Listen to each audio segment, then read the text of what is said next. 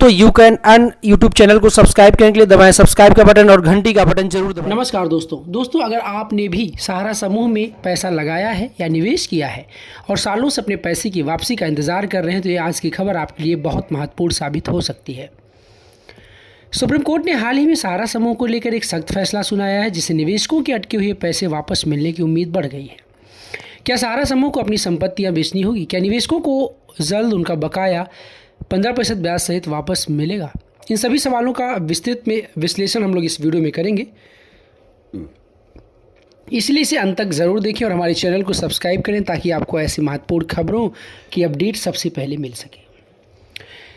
मुख्य विषय की तरफ चलते हैं तो पाते हैं सुप्रीम कोर्ट की सुनवाई जो बीते मंगलवार को हुई, इसमें क्या कहा गया।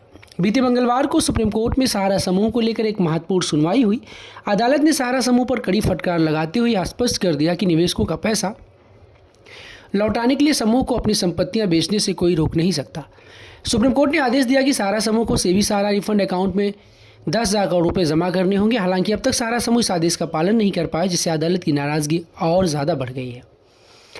अगर हम बैक डेट में चलते हैं और पृष्ठभूमि को समझते हैं कि आखिर सहारा समूह का विवाद क्यों और कैसे निकल के आया, तो सहारा समूह और निवेशकों के पैसे का विवाद ये है कि ये काफ़ी पेचीदा है। इस मामले की जड़ें साल 2012 से खुलती हैं, जब सुप्रीम कोर्ट ने सहारा समूह की दो कंपनियां SIRCL और SHICL को आदेश दिया था कि वे निवेशकों का पैसा 15% ब्याज सहित सेबी को लौटाए। कोर्ट ने फैसला इसलिए लिया था कि क्योंकि सहारा समूह पर निवेशकों से भारी भरकम रकम इकट्ठा करने और उसे सही तरीके से वापस ना करने के आरोप लगे थे। इसके बाद सेबी की जिम्मेदारी थी कि वह निवेशकों जमाकर्ताओं तक उनका पैसा वापस पहुंचाए, लेकिन 10 साल से अधिक समय बीत जाने के बाद भी यह मामला अनसुलझा बना हुआ है और निवेशकों को अपने पैसों की वापसी की उम्मीद लगाए बैठे हैं। अब सुप्रीम कोर्ट का नया फैसला है सहारा समूह पर एक बड़ा दबाव डाल सकता है, जिससे निवेशकों को उनके पैसे वापस मिलने की संभावना बढ़ गई है। कोर्ट की नाराज़गी और सहारा समूह की स्थिति पर अगर हम लोग विश्लेषण करते हैं तो पाते हैं सुनवाई के दौरान सुप्रीम कोर्ट के जस्टिस संजीव खन्ना और MS सुंदरेश की बेंच ने सहारा समूह की कार्यशैली पर गहरी नाराज़गी जताई। कोर्ट ने सख्त लहजे में कहा कि सहारा समूह ने इतने वर्षों में अदालत के आदेशों का पालन नहीं किया।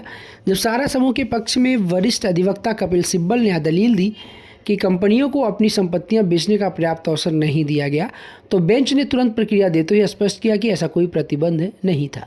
अदालत ने आगे यह भी कहा था कि 2,25,000 करोड़ रुपये में से 10,000 करोड़ रुपए जमा कराने के लिए सहारा समूह को संपत्तियां बेचने की पूरी छूट है और इस पर किसी प्रकार की रोक नहीं लगाई गई थी। यह बयान सहारा समूह के लिए एक बड़ा झटका था, क्योंकि अब उनके पास निवेशकों का पैसा लौटाने के अलावा कोई और विकल्प नहीं बचा है। सेबी की भूमिका के बारे में हम लोग बात करें और संपत्ति की बिक्री की पारदर्शिता की बात करें तो सेबी के पक्ष में पेश हुए वरिष्ठ अधिवक्ता प्रताप वेणुगोपाल ने इस मामले में अपनी दलीलें रखते हुए कहा कि सहारा समूह की संपत्तियां बिना किसी कर्ज के हैं। हालांकि उन्होंने यह भी स्पष्ट किया कि स्पष्ट नहीं है कि सहारा समूह कब तक शेष राशि का भुगतान कर पाएगा। इसके जवाब में सुप्रीम कोर्ट ने आदेश दिया कि सहारा समूह की संपत्तियों को बाजार मूल्य सर्किल रेट से कम कीमत पर नहीं बेचा जाएगा। यदि किसी ऐसी स्थिति उत्पन्न होती है कभी तो संपत्तियों को सर्किल रेट से कम कीमत पर बेचना पड़े तो इसके लिए पहले न्यायालय की अनुमति लेना अनिवार्य होगा। यह आदेश दिया गया इसलिए कि ताकि संपत्तियों की बिक्री में किसी प्रकार की हेराफेरी या अनियमितता या कोई भी धांधलेबाजी ना हो और निवेशकों के हितों की सुरक्षा की जा सके। इसके अलावा कोर्ट ने साफ तौर पर यह भी कहा कि सेबी द्वारा मांगी गई 10,000 करोड़ रुपए की रकम को सहारा समूह को हर हाल में जमा करना होगा। अदालत इस प्रक्रिया में अधिक पारदर्शिता लाने के लिए भी कदम उठा रही और सेबी को इस पूरी प्रक्रिया में शामिल रखा जाएगा ताकि निवेशकों के पैसे की वापसी को सुनिश्चित किया जा सके। अगर हम लोग आगे चलते हैं और देखते हैं कि कहाँ तक निष्कर्ष पहुँचा है तो निवेशकों को राहत मिलेगा या नहीं, अब यह सबसे बड़ा सवाल निकल के आता है। क्या जमाकर्ताओं को उनका अटका हुआ पैसा जल्द मिलने वाला? सुप्रीम कोर्ट के इस नए आदेश से तो स्पष्ट हो गया है कि सहारा समूह पर अब भारी दबाव हो और उसे अपनी संपत्तियां बेचकर निवेशकों की राशि लौटानी ही होगी। यदि सहारा समूह अदालत के इस आदेश का पालन नहीं करता है तो जल्द ही जमाकर्ताओं को राहत मिल सकती है। हालांकि यह देखना दिलचस्प होगा कि सहारा समूह इस आदेश पर कितनी जल्दी अमल करता है और निवेशकों को उनका पैसा लौटाने के लिए कितनी गंभीरता दिखाता है। यह मामला आगे क्या मोड़ लेता है, इस पर सभी की नज़रें टिकी हुई हैं।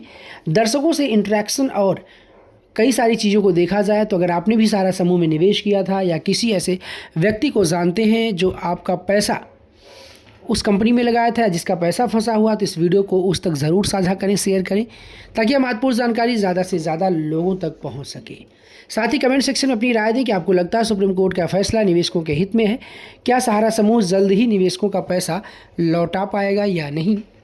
आपकी राय क्या है, आप कमेंट बॉक्स में ज़रूर बताएं, वो हमारे लिए महत्वपूर्ण है।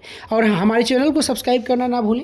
निवेदन करते हैं घंटी के आइकन बटन को दबाएं, ताकि हमारे यहाँ से जो भी नई वीडियो मिलती है आपको सबसे पहले मिल सके। वीडियो को अंत तक देखने के लिए बहुत बहुत शुक्रिया, धन्यवाद, जय हिंद, वंदे मातरम। You can earn YouTube channel को सब्सक्राइब करने के लिए दबाएं सब्सक्राइब का बटन और घंटी का बटन जरूर दबाएं।